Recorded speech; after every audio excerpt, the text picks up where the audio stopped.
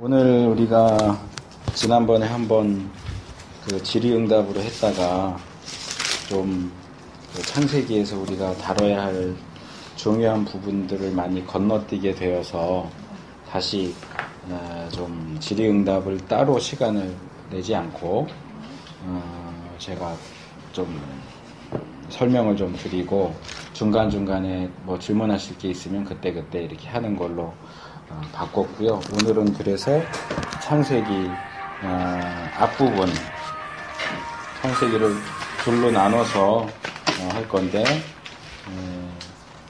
창세기의 전반부인 1장에서 11장까지 내용을 오늘 말씀을 드리려고 합니다. 이제 후반부는 12장부터 50장까지인데 거기는 내용이 좀 많기도 하고 또 이렇게 특별한 장들이 몇 개 있기는 하지만 주로 이제 족장들 이야기가 전반적으로 이렇게 섞여서 나오기 때문에 그 부분은 뭐 그냥 꼭 기억을 안 하셔도 되지만 이 앞부분도 그렇고 창세기 앞부분도 그렇고 성경 전체적으로 볼 때 중요한 장들이 있어요. 그런 중요한 장들은 좀 외워두시는 것도 좋습니다. 그러니까 뭐 예를 들어서 고린도전서 13장 그러면 사랑장, 사랑에 대한 얘기를 다루니까 사랑장 뭐 이렇게 하고, 로마서 8장 같으면 성령장 뭐 이런 식으로 이제 외우거든요.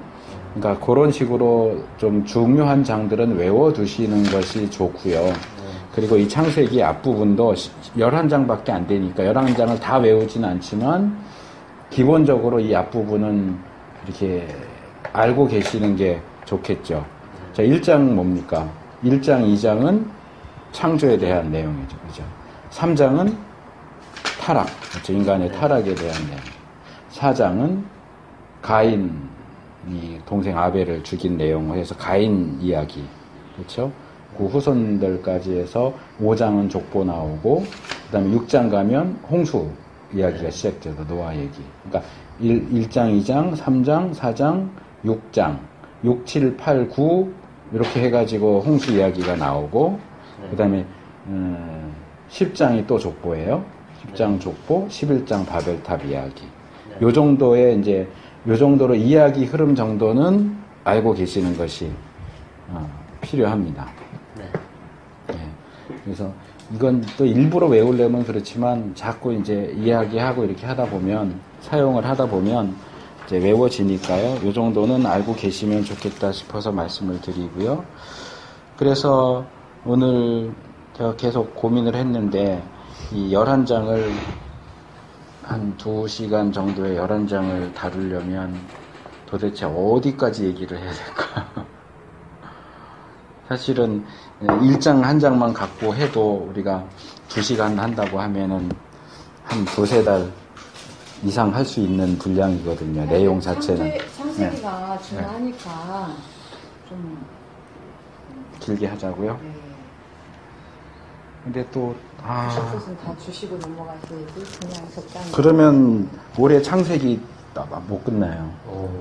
네. 그렇게 줄 게 많아요.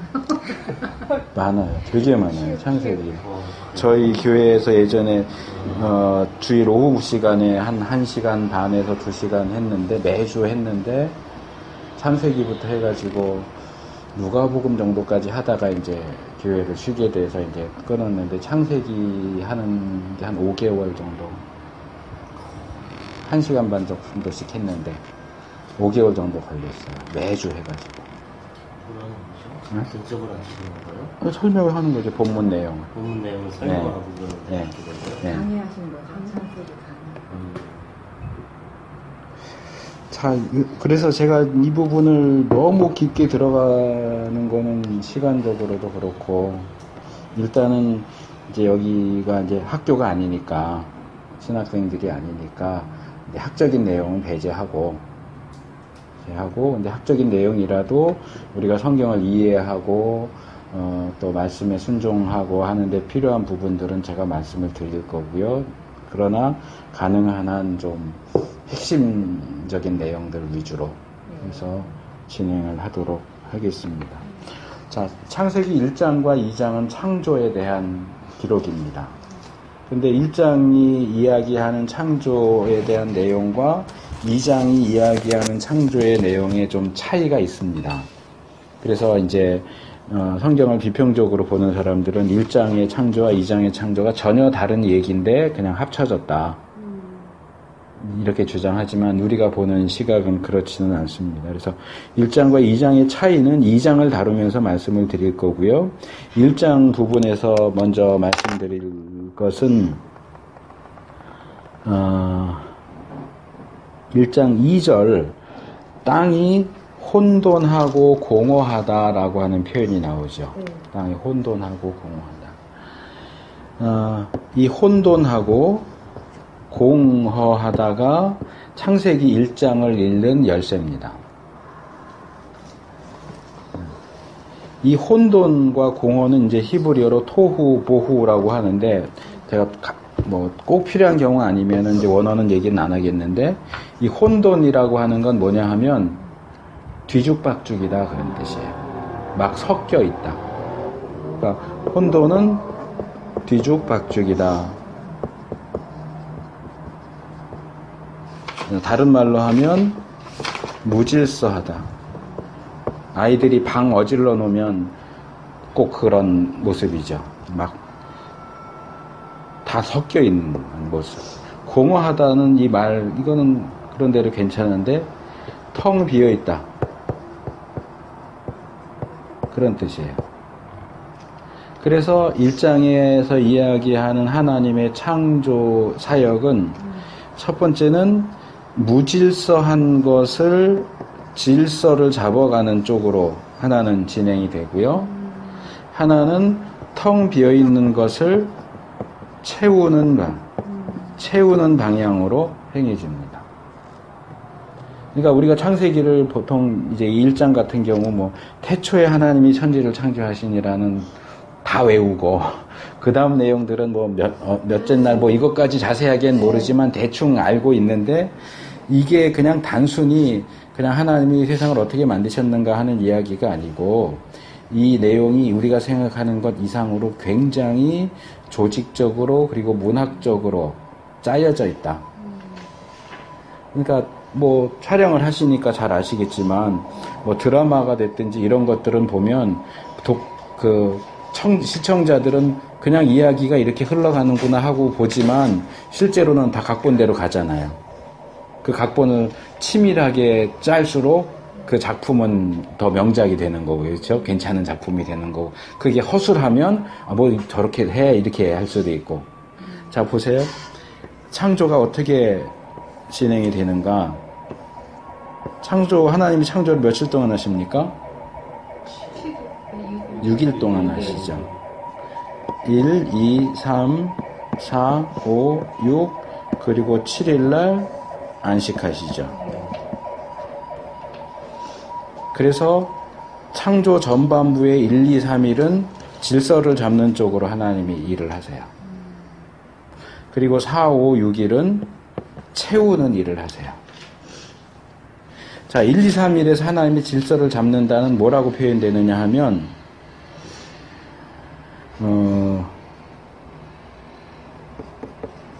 나누셔요. 나누사. 그러니까 뭔가를 창조하시는데 그 창조되는 것은 무언가를 이렇게 나누는 역할을 해요. 자, 첫날 만드신 게 뭐죠? 자, 빛이 있으라 하시죠. 빛이요. 자, 빛을 만드셔서 뭘 나누셨어요? 빛과 어둠이 나눴죠. 자, 첫째 날 어둠이 있고 어둠과 빛을 나누시죠. 어둠과 빛을 나눠요. 영역을 딱 정해 주시는 거예요. 둘째 날 뭐 만드시죠? 궁창을 만드세요. 해서 위엔 물하고 아래 물을 나누세요. 물과 물을 나누시죠. 또 나누시죠. 셋째 날은 뭘 만드시죠?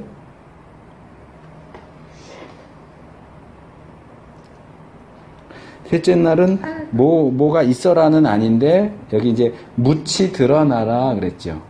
그러니까 말하자면 땅을 만드시는 건데 땅을 새로 만드시는 게 아니고 땅이 기존에 있던 땅이 드러나는 거예요. 어떻게 해요?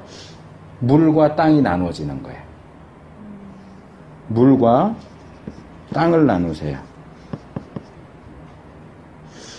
지난번에 제가 그 말씀을 드렸잖아요. 자, 태초에 하나님이 천지를 창조하시니라는 단순히 세상을 창조하셨다는 의미도 되지만 모든 것을 창조하셨다. 존재하는 모든 것을 창조하셨다. 그래서 우리가 여기서 이제 첫째 날을 놓고 얘기할 때 좀 잘 생각을 하셔야 될 게, 자, 제가 다시 질문을 던질게요. 하나님이 첫째 날 만드신 게 뭐 있어요? 지금 하나 나왔죠. 자, 첫째 날 만드신 거, 빛. 그 다음에 어둠? 어둠 만들었다는 내용이 어디 나오나요? 첫째 날. 첫째 날? 네, 1장 1절에서 5절까지죠.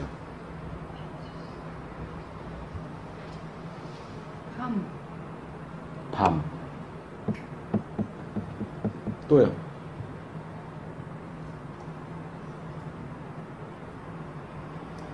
첫째 날 만드신 거. 저녁 아침? 밤. 저녁과 아침.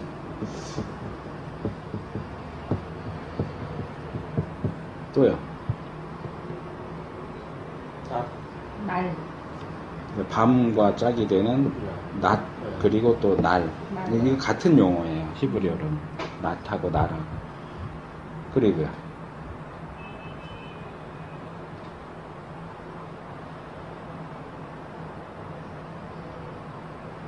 그래도 많이 나왔네요. 보통 이제 첫째 날 뭐 만드셨어요? 그럼 빛 하고 끝이에요. 왜냐면 하나님이 만드셨다라고 하는 표현은 거기에만 사용이 되니까. 그러나 보세요. 첫째 날 하늘 만드셨죠? 땅 만드셨죠? 그렇죠? 하늘과 땅 그리고 우주. 그렇죠? 이 천지는 합쳐서 우주를 의미할 수도 있다고 그랬어요. 그리고 세상을 의미할 수도 있어요. 우리가 살고 있는 세상만이 아니라 전체 세상. 아무것도 존재하지 않았던 상태에서 세상 전체를 만드셨어요. 그리고 보니까 땅이 혼돈하고 그랬으니까 이미 땅도 이때 만들어졌어요. 그렇죠? 천지 할 때 이게 땅이죠. 땅이 혼돈하고 그 다음에 흑암, 그렇죠? 어둠이죠. 여기 흑암을 만들었다, 땅을 만들었다는 내용은 나오지 않는데 하나님이 만드신 천지 안에 다 들어가는 거예요. 이게.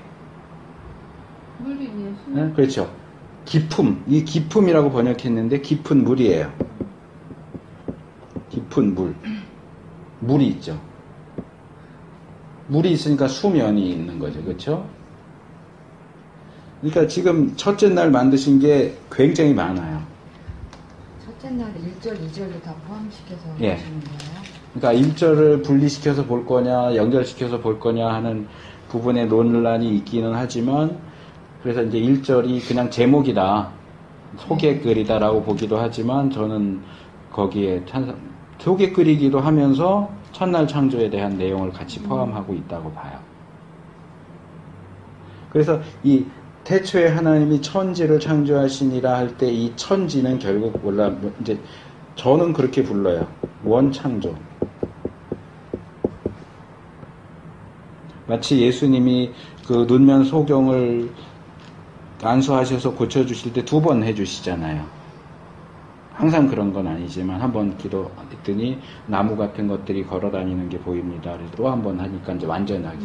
그러니까 말하자면 이 1장 1절은 하나님께서 이후로 이렇게 어두운 밤 이런 걸 하도록 하는 원재료를 만드신 거, 원재료, 반죽.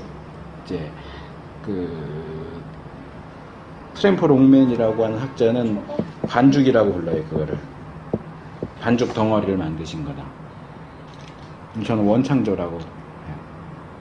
그러니까 이 안에 어둠, 땅, 흑암, 깊은 물이 기본적으로 포함되어 있고, 그 다음에 빛을 만드심으로써 밤과 낮, 저녁과 아침이 나눠져죠.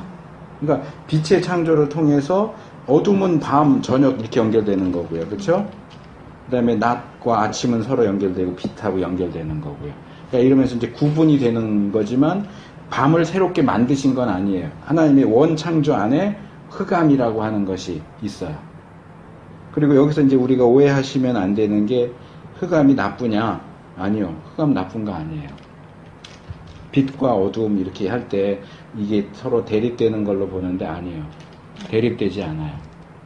그리고 저는 용어 표현 자체도 빛과 어둠 그렇게 안 하고 어둠과 빛 그래요. 뭐가 먼저 만들어졌어요? 빛이 있으라 하시기 전에 이미 어둠이 있었어요. 흑암이. 얘가 선배예요.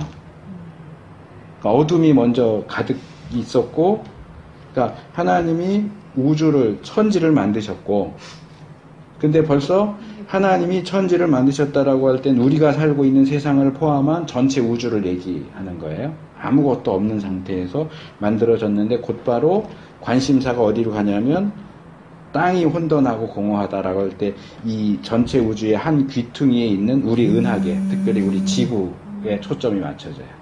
근데 여기 이제 요거를 이렇게 확대해서 보면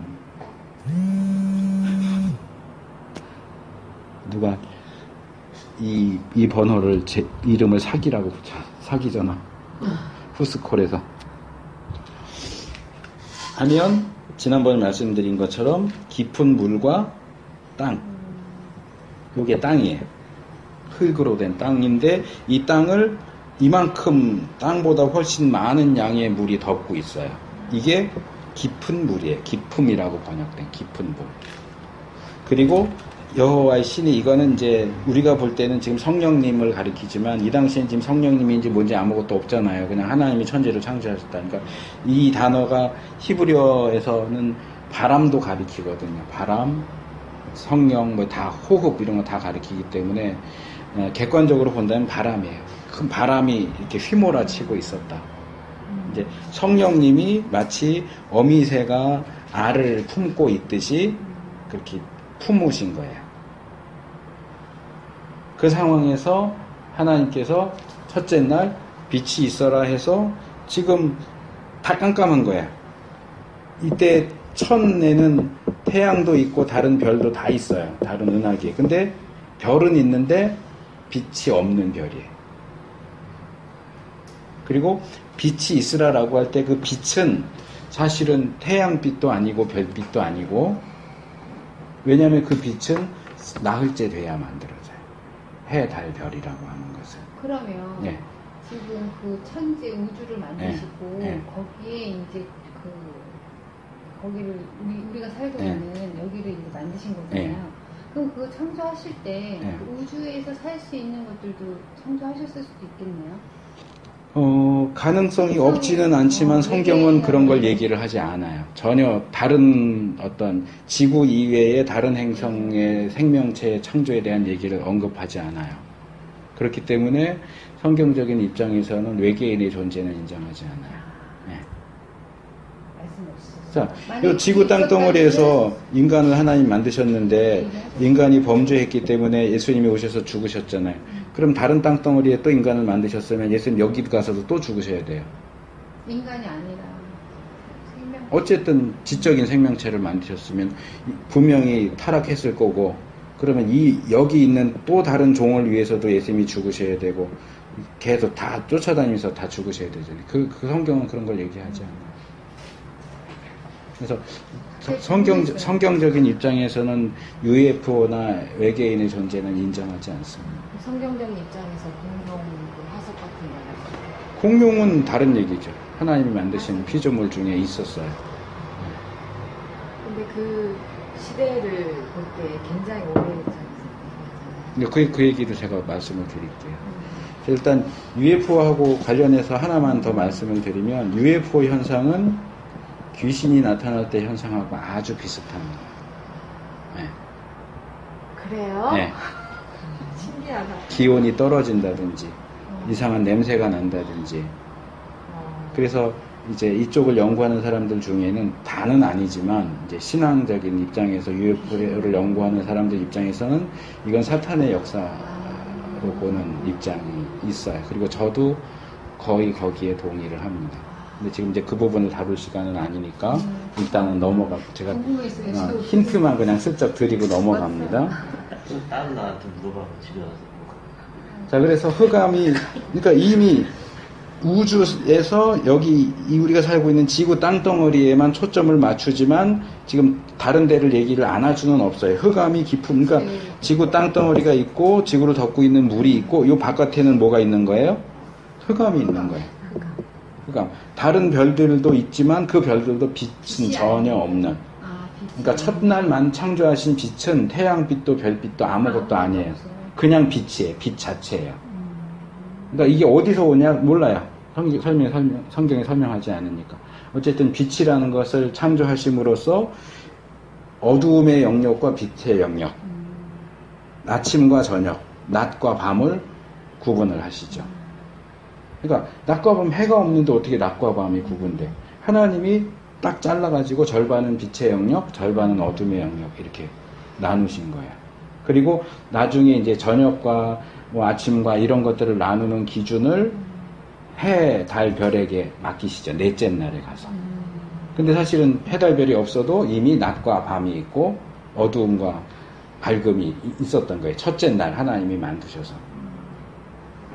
이게 이제 첫째 날 상태예요. 일단 어둠과 빛을 나눴어요. 어둠만 있는 상황에서 빛에서 영역을 둘로 이렇게 나눠서 무질서한 상태에서 질서를 주셨어요. 그리고 둘째 날 다시 와서 궁창을 만드세요. 이 궁창이 우리는 이제 스카이가 아니라 그랬죠. 요 깊은 물을 절반으로 나누는 어떤 이 히브리어 라키아나 라틴어 피르멘툼이나 이런 단어들은 다 쇠를 이렇게 망치로 두들겨서 이렇게 넓게 편 걸 가리켜요. 철판이에요. 그러니까 여기 철판을 이렇게 두른 거예요. 그래서 이 철판을 놓고 궁창 위의 물과 궁창 아래의 물이 있는 거예요. 보통 이제 목사님들은 궁창 위의 물을 이 공중에 떠다니는 구름 뭐 이런 것들이 궁창 위의 물이고 아래의 물은 뭐 바다나 강이나 뭐 이런 걸로 얘기하시지만 그게 아니에요. 깊은 물을 일단 나눠요. 이제 여기 궁창 밖의 물은 이제 이건 창조과학회나 이런 데서 성경에 설명이 안 돼 있으니까 어떤 수증기 형태, 입자 형태로, 그러니까 물 형태가 아니고 입자 형태로 이렇게 있고 아래도 여전히 덮고 있는 거예요. 그래서 위의 물과 아래 물을 나누시죠. 이게 워낙 깊은 물이다 보니까. 그리고 셋째 날 무치 드러나라가 이제 여기서 지각 변동이 일어나는 거예요. 그래서 이제 지구가 모르겠어요. 땅만 만약에 엑스레이 같은 걸 찍으면 어떻게 생겼을지 모르겠어요. 이렇게 생겼을 수도 있어요. 그러니까 물이 더 많거든요, 사실은. 땅보다.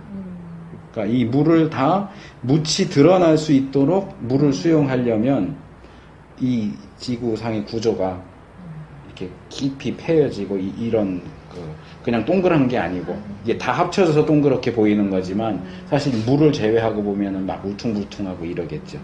그러니까 여기 묻이 드러나라, 묻이 생겨라가 아니고 묻이 드러나라는 첫째 날 이미 이걸 만드셨잖아요. 지를 만드셨잖아요. 묻을 만드셨는데 물에 가려서 나타나지가 않은 거예요. 이제 이 묻이 나타나게 하기 위해서는 이 나머지 이 절반 궁창 아래의 물이 한 곳으로 모이고, 그래서 여기 나오잖아요. 천하의 물이 한 곳으로, 여기 한 곳이라고 하는 것은 결국은 바다죠. 바다. 한 곳으로 모이고 묻이 드러나라. 그래서 묻을 땅이라고 하시고 물을 바다라고. 그러니까 이제 이 땅이 드러나면서 이 물이 이런 식으로 이제 패인 곳으로 들어가니까 이 지금 원래 궁창 아래에 있던 물은 빈 공간이 되는 거예요. 이 물이 다 이 한쪽으로 몰리니까. 그러니까 우리가 소위 말하는 이 하늘이 이제 이때 생기는 거죠. 그래서 이제 하늘을 보통 세수로 말할 때 이게 스카이예요. 그리고 이 바깥에는 스페이스고요. 그 다음에 이 바깥은 아닌데 이건 여기까지는 물리적인 영역이고요. 그러니까 여기까지가 물리적인 영역이고요. 여기를 넘어가는데 넘어가지만 물리적이라고 말할 수는 없는 게 헤븐이에요. 이건 영적인 영역이에요. 그러니까 이제 창조과학이나 뭐 성경을 믿는 학자들 가운데는 성경에 보면 시편이나 이런데 북쪽 하늘에 대한 얘기가 나오거든요. 이거는 이제 고대 근동의 신화 중에 하나예요. 이제 북쪽에 자폰이라고 하는 산이 있어요. 여기가 이제 그리스 신화에 나오는 올림푸스 산 같은 거예요. 신들이 사는 곳이에요. 북쪽에 있다고 그래요. 그래서 천체 만원경 갖고 우주를 봤더니 북쪽에 빈 공간이 있다.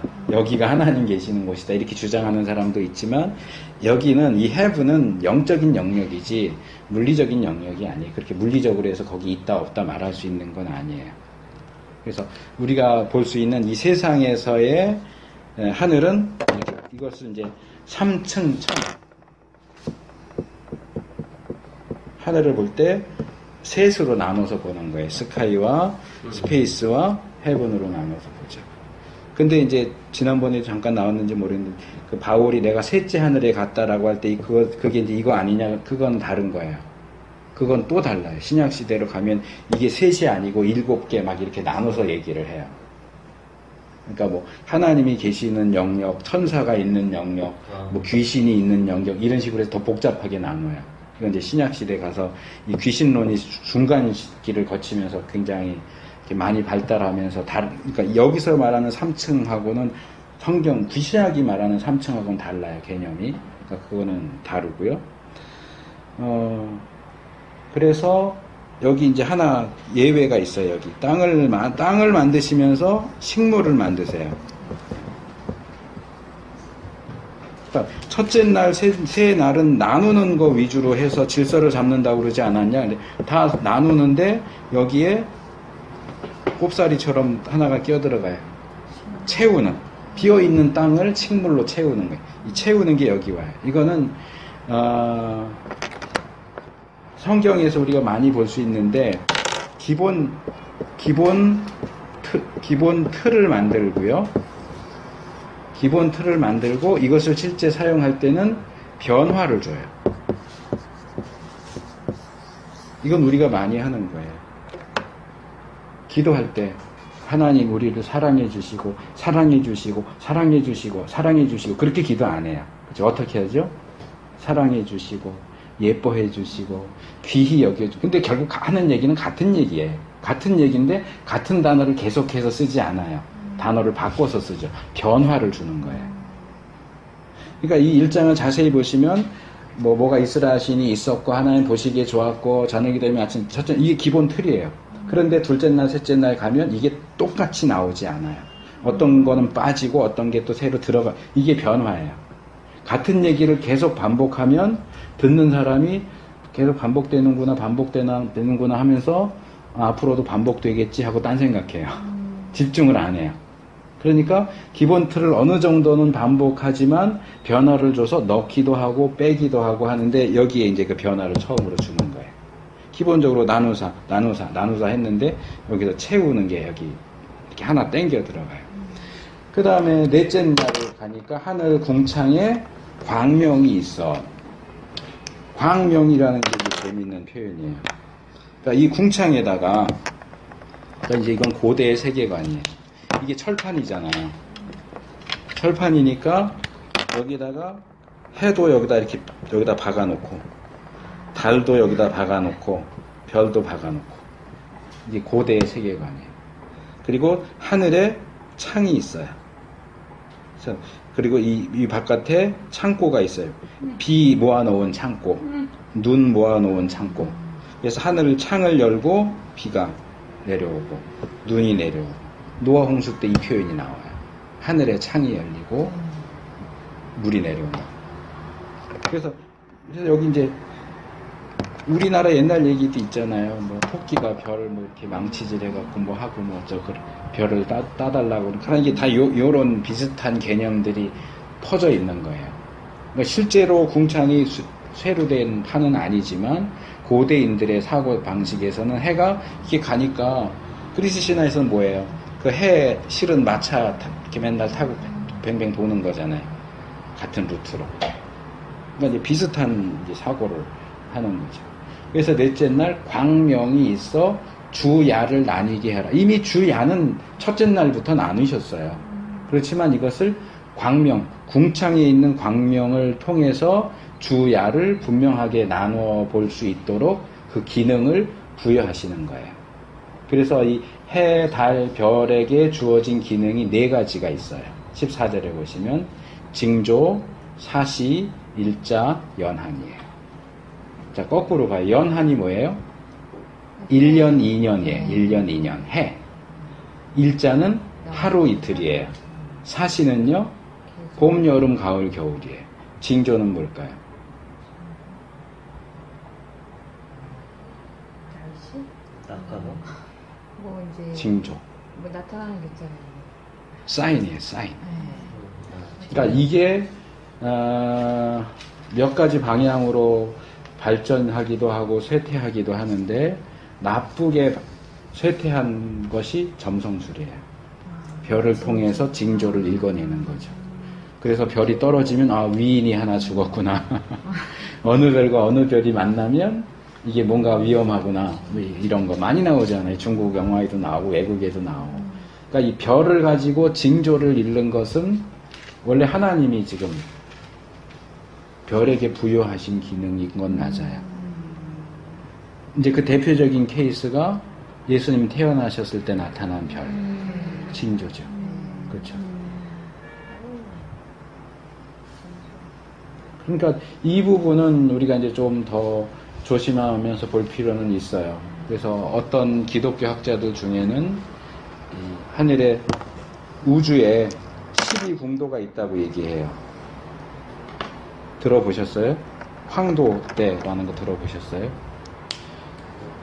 태양이 지나가는 길이 있어요. 그 태양이 지나가는 길을 중심으로 해서 별자리가 12개가 있어요. 이 각 별자리는 큰 별자리 하나와 그 큰 별자리를 싸고 있는 3개의 작은 별자리로 구성이 되어 있어요. 그래서 뭐 공수자리, 물고기 자리, 그 매월 해가지고 뭐 몇 월생은 무슨 자리 하는 거 있죠? 그게 12궁도를 가지고 하는 거거든요. 그러니까 이게 그냥 그렇게 사용된 거는 천문학 자체는 나쁘다고 말하기도 어렵고 좋다고 말하기도 어렵고, 이게 아주 나쁘게 된 거는 점성술. 그리고 성경적인 해달 별을 통해서 징조를 찾는 방식, 이게 하나가 있어요. 근데 이제 우리한테 많이 알려진 건 그냥 일반적인 점성술이죠. 천문학은 이건 이제 좀 학문적인 영역으로 들어가니까 좀 거리가 있고, 근데 이게 그 무병 처녀자리인가에서부터 뭐 시작을 해요. 그 기존의 점성술에서 하는 12궁도는. 근데 이 성경이 말하는 12궁도는 사자자리에서 시작해요. 그리고 희한한 거는 저도 이제 어렸을 때 그랬지만 저게 물병자리야. 난 아무리 봐도 물병처럼 안 보이는데. 근데 희한하게요. 전 세계에 고대로부터 내려오는 별자리가 이름이 같아요. 그러니까 언어는 달라요. 언어가 다르니까 부르는 호칭은 다른데 뜻은 같아요. 인도에서 부르는 별도 저거는 물병. 서구에서도 뭐 고대 이렇게 내려오는 고대의 별자리 이름 보면 이름은 분명히 다른데 뜻은 물병. 작은 별자리도 그렇고. 그래서 이걸 이제 연구한 분이 있어요.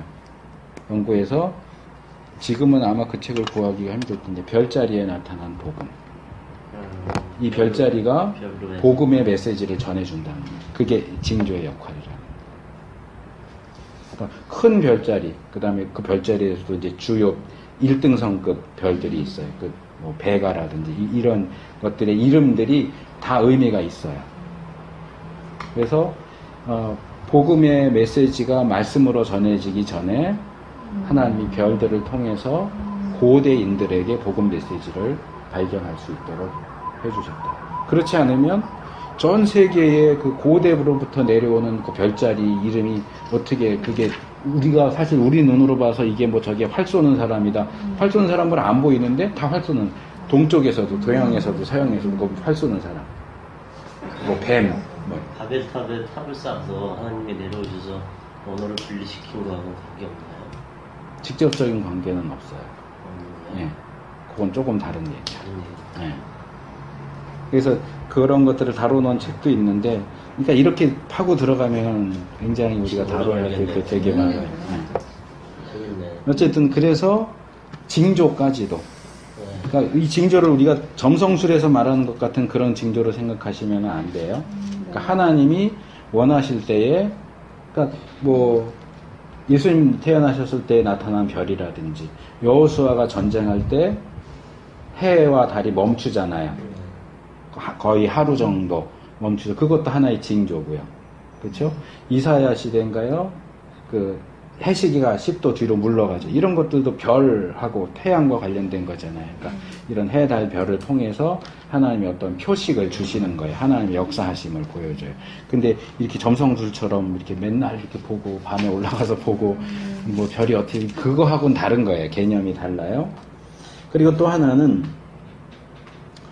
그 밑에 보시면 16절에 하나님이 두 큰 광명을 만드사 큰 광명으로 낮을 주관하게 하시고 작은 광명으로 밤을 주관하게 하시고 또 별들을 만드셨다 그랬죠. 이게 뭐죠? 해, 달, 별이에요. 그렇죠? 해, 달, 별이에요. 그런데 여기 태양이나 달이라는 용어가 사용되지 않고 있어요. 큰 광명, 작은 광명이라고 하는 표현을 써요. 근데 히브리어에는 해를 가리키는 단어도 있고 달을 가리키는 단어도 있어요. 있는데 일부러 안 쓰고 있어요. 왜 안 썼을까요? 고대 근동에는 태양신 숭배, 달신 숭배가 성했기 때문에 의도적으로 태양과 달을 언급하지 않으면서, 그러나 누가 봐도 이건 태양과 달이죠. 그러니까 태양도 다른 별들하고 똑같아. 하나님이 만드신 하나의 별일 뿐이야. 태양이 신이 아니야. 달도 신이 아니야. 그냥 하나의 하나님이 만드신 피조물일 뿐이야 라고 하는 것을 강조하기 위한 의도로 일부러 그 용어를 사용하지 않아요. 자, 그 다음에 자, 이건 뭐죠? 자, 여기 빛, 이건 결국 이제 말하자면 우주라고 할 수 있는데, 우주를 별로 채우시는 거예요. 태양. 여기 이제 광명이라는 말이 나왔죠? 광명이라는 말이 히브리어로 마오르예요. 마오르라고 하는 건데, 오르가 뭐냐면 이거예요. 빛이 오르예요. 마는 어떤 물체를 가리켜요. 그러니까 기존에 하나님이 만드신 행성이라고 하는 물체와 빛을 결합해서 만들어진 게 광명이에요. 그러니까 넷째 날 비로소 별들이 반짝반짝, 해와 달이 반짝반짝하기 시작해요. 그전에는 아무것도 없어요. 자, 아까 질문했던 거 제가 나중에 할게 했던 게 뭐죠? 집사님이 질문하셨나? 뭐 질문했다가 제가 나중에 할게 하고 넘어갔는데. 저 목사님이 하셨던 목사님이 건데. 하셨나요? 나중에 안 되는. 해놓고서 뭐 본인이 해놓고 잊어버리면 어쩔 수 없는데. 뭐 제가 답을 하다 보면 생각나실 수 있어요. 뭘 제가 하려고 그랬냐 하면, 자, 넷째 날 하나님이 드디어 기존에 존재하던 행성들의 빛을 부여하셨어요. 그러면 자, 이 끝에 있는 별의 빛이 지구까지 오는데 얼만큼 걸릴까요? 꼭대기는 해군이요? 아니. 이 우주 제일 우리 지구가 중앙에 있지 않고 한쪽 귀퉁이에 있거든요. 네. 그러니까 이쪽 왼쪽 끝에 있는 우리 지구에 오른쪽 끝에 있는 별에 하나님이 빛을 부여해서 광명체가 되게 하셨다면, 이 빛이 지구에서 보일 때까지 시간이 얼마나 걸렸을까요? 하루 글쎄요. 이건 우리가 확실하게 뭐 바로 보였다, 뭐 몇 광년 얘기하잖아요. 몇 광년 걸렸다 이렇게 말하기는 어려워요. 근데 저는 바로 보이지 않았을까라고 생각을 해요. 아니야, 몇 강년이야. 왜냐하면, 다른 거 같아.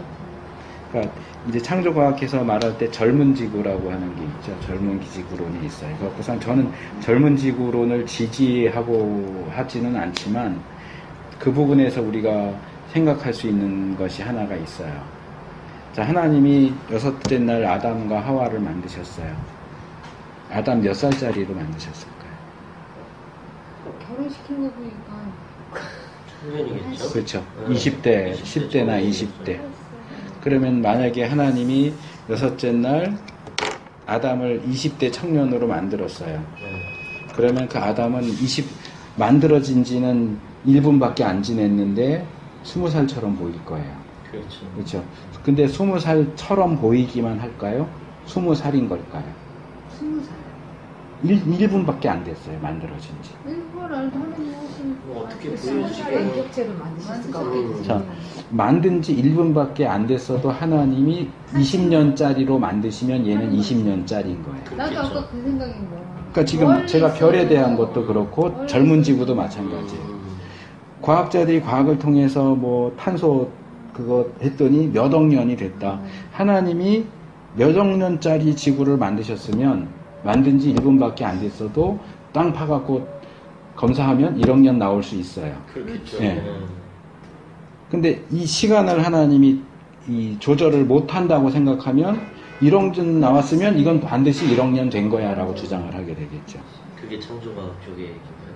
창조과학은 아무래도 일단은 젊은 지구론이에요. 거기 이제 제가 얘기하는 건 제가 그걸 보고서 이제 생각을 한 거고 창조과학에서 그렇게까지 얘기하는지는 잘 모르겠어요. 아, 공룡 질문하셨죠. 공룡 질문하셨죠. 공룡의 경우는 계속 생각하셨구나. 여기에 하고 여기하고 나와요. 다섯째 날, 여섯째 날 나와요. 공룡이라고 나오지는 않아요. 땅의 짐승 종류대로 그래요. 네, 공룡이라고 나오지는 않는데, 자, 일단 여기, 자, 우주를 별로 비어있는 우주를, 원래 비어있진 않았죠. 빛을 내지 않았을 뿐이지만 별로 채웠어요. 다섯째 날, 자, 이게 지금 위에서부터 계속 내려오잖아요. 공중, 땅, 이렇게 내려오잖아요. 여기 이제 우주였고, 여기는 이제 물이, 위에 물, 아래 물이잖아요. 그러니까, 위에 물에 해당되는, 그러니까 아래 물에 해당되는 것에는 새, 그러니까 공중에는 새, 바다에는 물고기. 이렇게 되죠. 새와 물고기를 만드시죠. 근데 거기 보시면, 21절에 보시면, 자, 20절. 물들은 생명으로 번성케 하라. 땅 위 하늘의 궁창에는 새가 나르라. 큰 물고기와 물에서 번성하여 움직이는 모든 생물을 그 종류대로 했는데, 여기 큰 물고기라고 하는 이 용어가 큰 물고기이면서 큰 생명체예요. 물에서 사는 큰 생명체. 물고기만을 가리키는 게 아니고, 뒤에도 나오지만 물에서 번성하여 움직이는 생물들. 그러니까 물고기만이 아니고 물에서 사는 생물들. 그리고 더군다나 큰 거죠. 큰 거가 있죠. 큰 거. 이게 이제 뒤로 가면 뭐 탄닌이라든가 이런 것들로 연결돼서 나오는데, 우리가 보통 많이 오해하는 게 요나가 바다에 던져졌을 때 뭐가 삼켰어요? 고래라고 하죠. 고래라고 하는데 고래 아니거든요. 큰 물고기예요. 그 큰 물고기가 이 큰 물고기예요. 큰 바다에 사는 큰 생명체예요. 뭐 고기였을 수도 있어요. 그러나 우리가 생각하는 가장 큰 고기는 물고기는 고래니까 고래라고 얘기를 하지만 성경에는 고래라고 되어 있지 않아요. 큰 물고기예요. 그러니까 바다에 사는 큰 생명체예요. 그러니까 아마 이거는 이제 조금 과학적인 표현으로 바꿔 말하면 수생공룡이죠. 수생공룡. 바다에 사는 커다란 생명체. 그 육지에 사는 생명체 중에도 큰 게 있죠. 이제 그런 것과 관련해서 창조과학에서 많이 얘기하는 것이 욥기예요. 욥기 끝에 보면 하나님이 나타나셔서 욥에게 말씀하시는 중에 악어에 대해서 얘기하시고 하마에 대해서 얘기하세요. 근데 그 악어와 하마에 대해서 묘사하시는 내용을 보면 번역은 악어 하마라고 번역을 했는데 악어가 아니고 하마가 아니에요. 예를 들면 하마 꼬리 기억하세요? 하마 꼬리가 어때요? 작지 않아요? 돼지꼬리처럼 그렇지 않나요? 조그맣죠. 근데 욥기에는 하마가 꼬리를 흔드는 것이 큰 통나무를 휘두르는 것처럼 휘둔다 그래요. 그래서 번역을 하마나 악어로 번역을 하지만 그게 공룡일 가능성이 굉장히 높다고 보는 거죠. 창조과학에서는 그렇게 보고 저도 거기에 동의를 해요.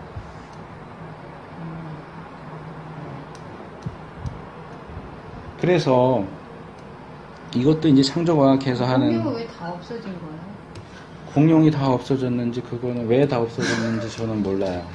인류를 근데 위해서 없어진 성경적으로 볼 때 하나 제가 나름대로 추측하는 건 있어요.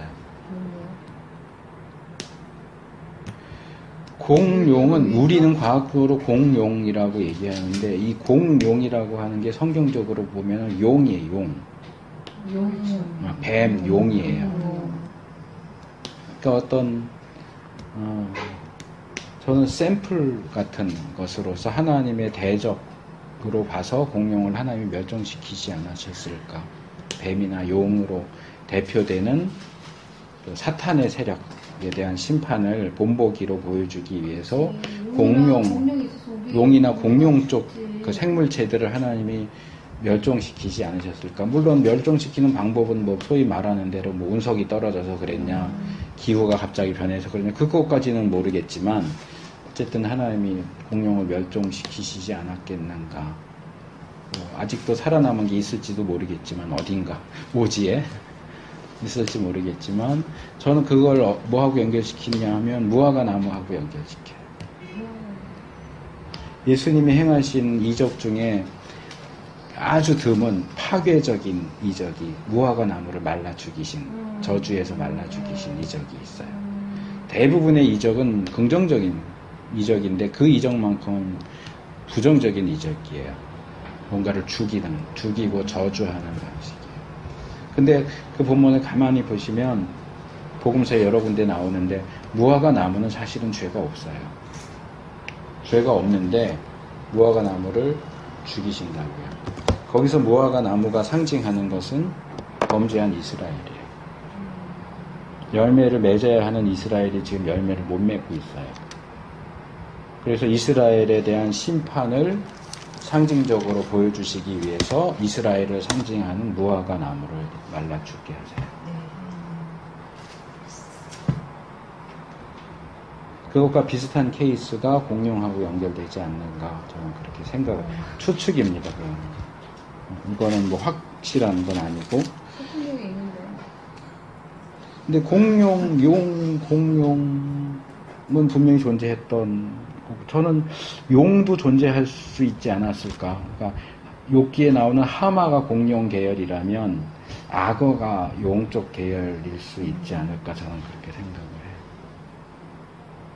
그러니까 용 그러는데 서양에서 말하는 용과 동양에서 말하는 용이 다르게 생겼잖아요.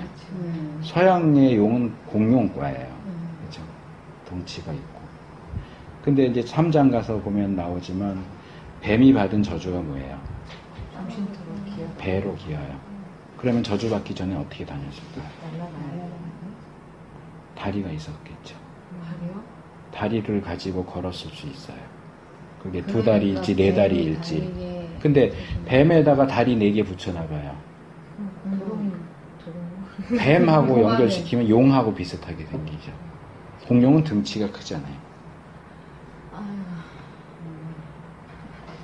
그리고 성경이 계속 용을 언급하는 것이 단순히 용이 과연 상징적인 상상의 동물이기만 한데 성경이 그렇게 계속 용에 대해서 언급을 할까? 저는 용의 실존 가능성이 있을 거라고 생각해요. 그러니까 공룡과 용은 같은 과인데 공룡이 멸망하면서 용이 같이 멸망했을 수도 있는데 상상 속에 그 동물만 안 했을 수 있죠. 아니었을 수 있다고 봐요. 저는. 뭐 용이 있다 이렇게까지 주장할 수는 없는데 성경이 용을 그렇게 계속해서 언급하고 하는 걸로 봐서는 시편에도 리워야단이나 그렇죠. 용이라고 할 수 있는 게 나온 건 없죠. 어쨌든 뭐 용이 실제 존재하느냐 안 하느냐가 중요한 건 아니고 자 그래서 5째 날은 이 물과 관련해서 궁창의 새와 물의 물고기하고 6째 날은 땅의 짐승들과 인간을 만드시죠. 얘는 새 건데 왜 이렇게 색깔이 이렇게 나오지? 그게 색깔이 섞이면 그래요.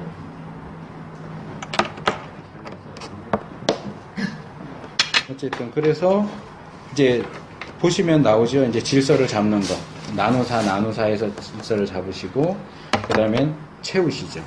그리고 이 6제까지 다 하고 나서 이제 2장으로 넘어가면 안식하신다.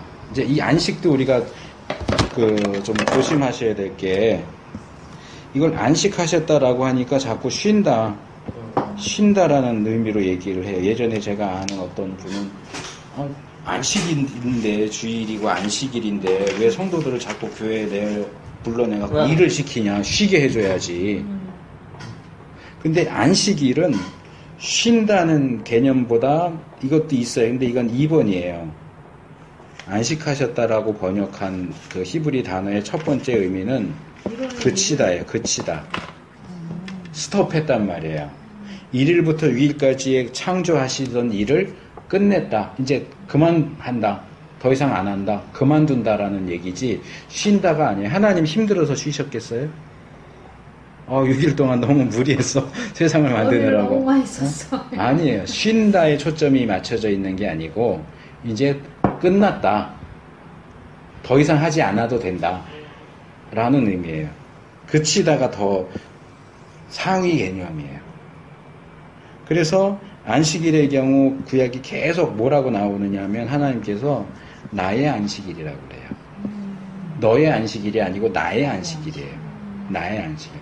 근데 재밌는 것은 신약으로 오면 주일이죠. 주일이 뭐예요?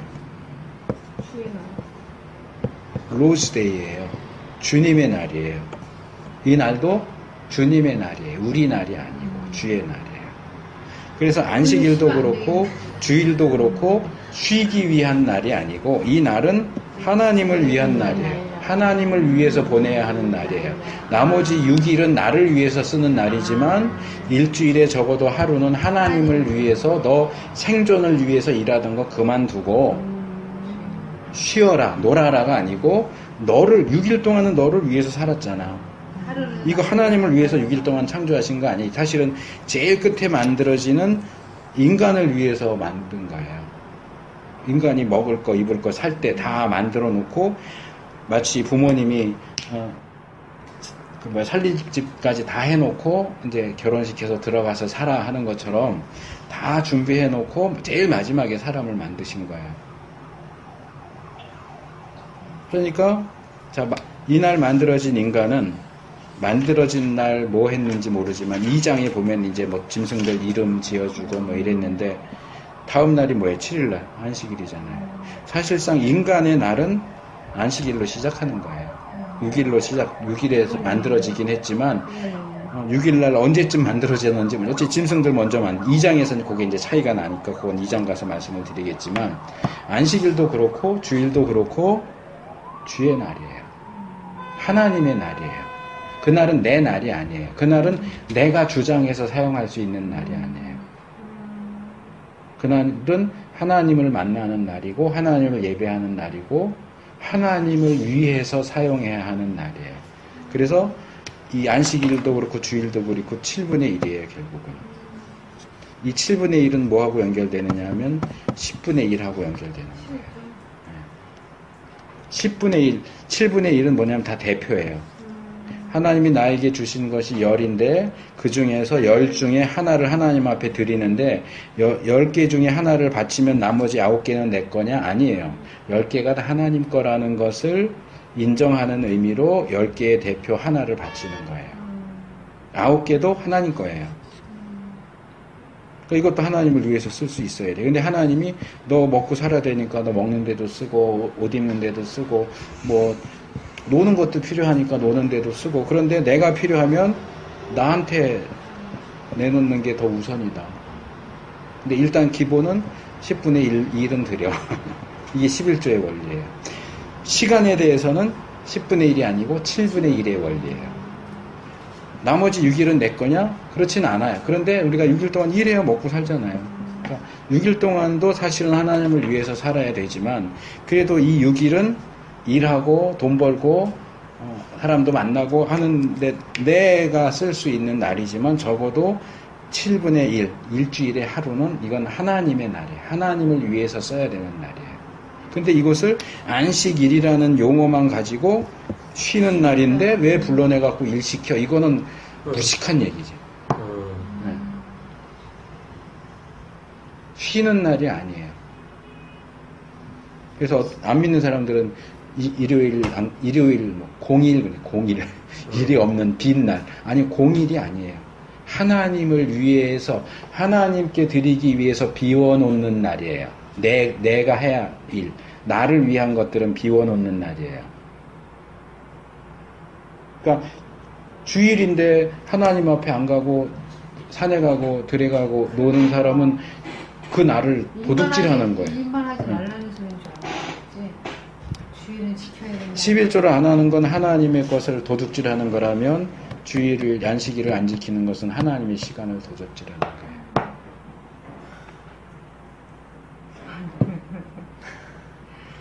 지금 1장만 해도 지금 거의 1시간 반 한 것 같은데. 이게 재밌네요. 이게 천문학, 인문학 무슨 성경 1장 이렇게 안에 해야지. 모든 것이 다 들어가 있네. 난 놀란 게 저 1장만 배워도 지금 천문학은 어느 정도 뛴 것 같아.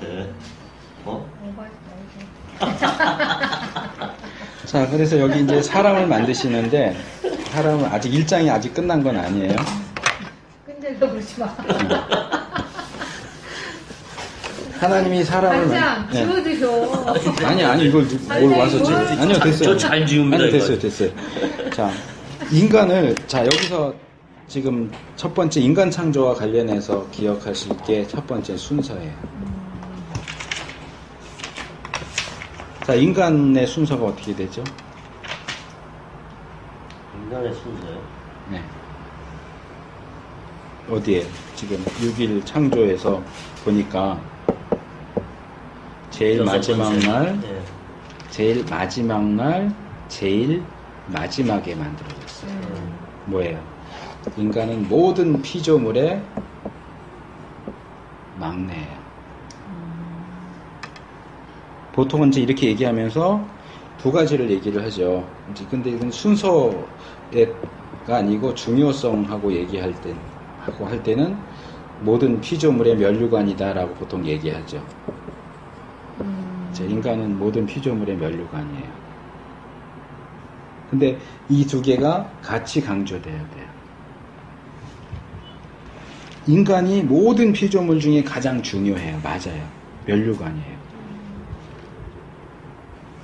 가장 중요한 존재예요. 그러나 한편으로 인간은 이 세상에 제일 늦게 존재하게 된 막내다. 그러니까 겸손해라. 잘난 척하지 말고. 막내잖아. 제일 막내인데 지가 제일 다 주장하려고 그러고 자연 앞에 다른 피조물들 앞에 겸손할 수 있어야 돼요. 물론 하나님이 우리를 모든 피조물의 면류관으로 세워주신 거 맞아요. 그러면 자, 이걸 다시 이 창세기 후반부의 이야기를 연결시켜봐요. 밑에 베냐민이 있긴 하지만 요셉이 막내예요. 형들이 있어요. 그런데 하나님이 요셉을 애굽의 총리로 세워서 제일 꼭대기에 세워놨단 말이에요. 그럼 어떻게 해요? 무자비하게 억눌러요? 아니요. 겸손하게 사랑으로 다스려야 되는 거예요. 왜? 내가 제일 막내인데 하나님이 나를 세워주셨잖아요. 꼭대기에. 그 얘기는 잘난 체하고 형들 무시하고 함부로 대하고 말도 함부로 하고 괴롭히고 그러라고 세운 게 아니고 사랑으로 겸손함으로 섬기라고 세운 거예요. 이거 한 번 더 내려와 봐요. 교회가 있고 직분자가 있어요. 뭐 목사도 좋고 장로도 좋고 뭐 권사도 좋고 집사도 좋아요. 왜 세웠어요? 왜 다른 사람들 위에 왜 세웠어요? 우리 장로교 헌법에 뭐라고 돼 있냐면 교회의 모든 직분은 봉사직이다라고 합니다. 봉사직이며 교회 직분의 명예직이란 없다. 명예직 없어요. 그런데 요즘 교회들은 명예권사 뭐 이런 거 주죠. 아니요. 명예직 없어요. 교회 직분은 명예직 없어요. 다 봉사직이에요. 아멘. 그런데 세상의 그 기준에 따라서 타이틀이 되고. 집사가 안수집사 되고 안수집사가 장로, 승진했네? 아니요. 승진의 개념이 아니에요. 세워질수록 더 겸손해져야 되고 더 낮아져야 되고 봉사하라고 세워놓은 거예요. 잘난 체 하라고 굴림하라고 세우는 게 아니고 봉사하라고 섬기라고 세워주는 거예요. 이게 지금 성경 전체를 관통하는 동일한 원리예요. 우리는 창조의 면류관이기도 하지만 막내라는 사실을 잊어버리는 거예요. 잘난 체 하면 안 돼요. 겸손해야 돼요. 내가 같은 교회 안에서 신앙생활 하다가 어떻게 해서 내가 안수집사가 됐다, 장로가 됐다, 잘난 체 하면 안 돼요. 섬기라고 세워준 거예요. 근데 그 전까지만 해도 잘 섬긴다가 장로만 되면 갑자기 목이 뻣뻣해져가지고 절대로 고개 안 숙이는 사람들 너무 많아요. 그러니까 어떤 목사님들은 아예 장로 안 세우려고 그래요. 승진의 개념이 아니에요. 이건 은사 개념이에요. 이건 나중에 또 기회가 되면 말씀을 드리기로 하고. 그래서 자, 인간 창조에서 일단은 순서로 볼 때 막내다. 여기 막내라고 하는 부분과 여기 하나가 더 있어요. 그건 좀 전에 제가 말씀드린 거예요. 만약에 인간을 이날 만들었으면 이제 만들자마자 죽어요. 땅도 없잖아요. 아무것도 없잖아요. 깊은 물밖에 없는데 물에 빠져 죽어요. 그러니까 하나님이 인간이 잘 먹고 잘 살 수 있는 모든 환경을 다 만들어 놓고 먹을 것까지 다 만들어 놓고 그리고 제일 마지막에 그러니까 귀하게 여기시니까 모든 걸 다 준비한 다음에 마지막에 만드시는 거예요. 중요성에 있어서는 인간이 제일 중요한 거 맞아요. 근데 이걸 같이 막내다. 우리는 피조물의 막내다 라고 하는 것도 응? 베냐민이 막. 그러니까 제가 아까 말씀드렸잖아요. 동생 밑에 베냐민이 있긴 하지만 하면서 제가 얘기했잖아요. 못 들었어요. 저는 들었어요. 정신을 차리고 들으세요. 이렇게 꼬투리 잡으려고 그러지 말고. 그래서 내가 얘기했는데. 못 들었으니까 그렇구나. 나가실 때 생각하니까. 자, 그리고 이제 하나님이 인간을 만드실 때 어떻게 만드셨느냐. 어떻게는 방법을 얘기하는 게 아니고, 그러니까 인간을 어떤 존재로 만드셨느냐. 근데 그게 하나님의 형상대로, 우리의 모양대로라고 하는 표현. 이게 형상은 이미지예요. 모양은 likeness. 닮았다. 그러니까 하나님의 이미지대로 하나님을 닮은 존재로 만들자. 그래서 이제 신학, 특별히 조직신학에서는 형상은 무엇이고 모양은 무엇이냐 이렇게 따지는데 그거 모르셔도 상관없어요.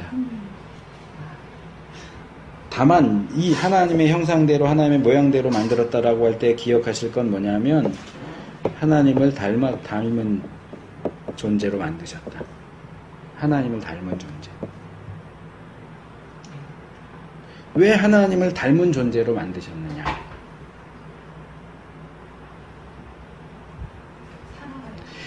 이 6일 동안의 모든 창조 기록을 볼 때에 저는 찬물 좀 넣어서 주세요. 거기 커피. 커피? 네, 커피에다가 찬물을 부어서 주세요. 자꾸 꼬투리 잡으려고 하니까 제가 속이 타죠. 어느 피조물도 하나님의 형상대로 하나님의 모양대로 만든 적이 없어요. 오직 인간만 하나님을 닮은 존재로 만드셨어요. 왜 그랬을까? 이것도 다시 두 가지로 얘기할 수 있어요. 하나님의 작품이기 때문에. 하나님은 인간을 독립적인 존재로 만드셨다는 것과 하나는 하나님이 인간을 의존적인 존재로 만드셨다.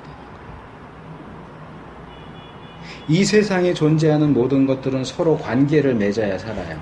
하나님은 무엇과 관계를 맺지 않아도 독립적으로 존재하시는 분이에요. 자존하시는 분이에요. 하나님을 닮은 존재인 인간은 독립적인 존재예요. 이 어떤 세상의 영향, 짐승의 영향 또는 동료 인간의 영향을 받지 않고 독립적으로 존재하는 사람 존재여야 하고, 그러나 하나님에 대해서는 의존적인 존재. 하나님을 떠나서는 살 수 없어요. 인간은 뿌리를 하나님께 받고서 살아야 돼요. 그래서 이제 여기서 파생되는 두 가지 의미를 독립적, 의존적이라고 한다면, 종합적으로 말할 때 인간은 하나님을 닮은 존재로 만드신 가장 중요한 의미는 뭐라고 말할 수 있느냐면 하나님과의 교제예요. 또는 사랑이에요. 하나님과 교제할 수 있는 대상으로. 하나님이 사랑하고 또 그도 하나님을 사랑할 수 있는, 그게 뭐냐면 대등한. 인간만이 하나님과 대등해요. 인간이 신이라는 얘기가 아니에요. 하나님과 닮았다는 의미에서 대등한 거예요.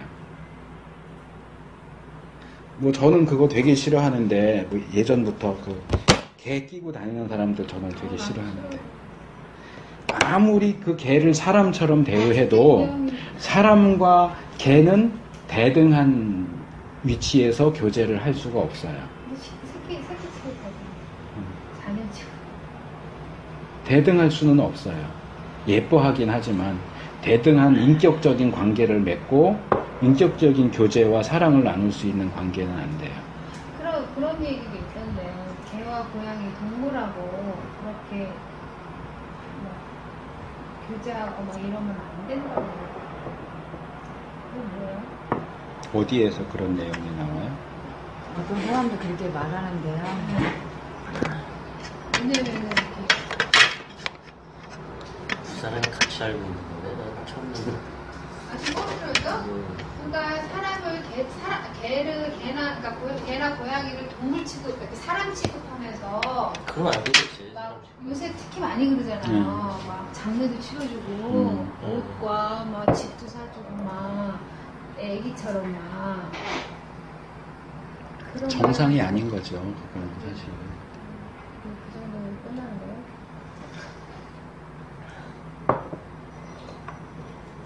저도 처음 듣는 얘기라서 그거는 뭐 그렇게 하지 말라는 그런 얘기가 있는지. 그런 얘기는 아니고 그런 얘기 모아 제가 강아지를 키워서 나도 강아지 키웠었어요.